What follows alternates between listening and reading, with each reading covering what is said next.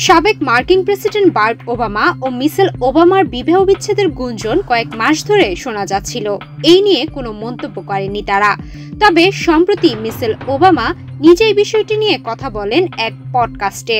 Going small is petty, it's unhealthy, and quite frankly, it's unpresidential. অভিনেত্রী Sophia বুশের উপস্থাপনায় work in progress অনুষ্ঠানে মিশেল নিজের জীবন নিয়ে খোলামেলা আলাপ করেন। তিনি বলেন, আমি নারী শিক্ষা এবং বিভিন্ন সামাজিক প্রকল্পে কাজ করি। আমি এতটাই ব্যস্ত হয়ে পড়ি যে নিজের জন্য সময় বের করা খুব কঠিন হয়ে পড়ে। যখন আমি নিজের জন্য সময় খুঁজে পাই তখন মানুষ ধরে নেয় যে আমার আর আমার স্বামীর বিবাহ বিচ্ছেদ হয়ে গেছে। গুঞ্জন ওঠার শুরু ছিল জানুয়ারি মাসে, যখন ডোনাল্ড ট্রাম্পের অভিষেক অনুষ্ঠান এবং সাবেক প্রেসিডেন্ট জিমি কার্টারের শেষকৃত্য অনুষ্ঠানে মিশেলকে বারাক ওবামার সাথে দেখা যায়নি।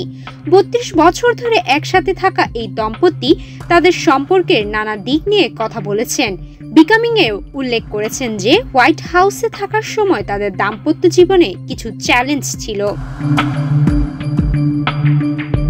মিশেল বলেন, আগে আমার সিদ্ধান্তগুলো অনেকটাই অন্যদের খুশি করার জন্য ছিল। এখন আমি নিজের জন্য নিজের পছন্দ অনুযায়ী সিদ্ধান্ত নেই। এছাড়া মিশেল আরও বলেন, আমি নিজের সময়সূচি এখন নিজেই ঠিক করি। আগে যা করতে চাইতাম এখন তাই করি।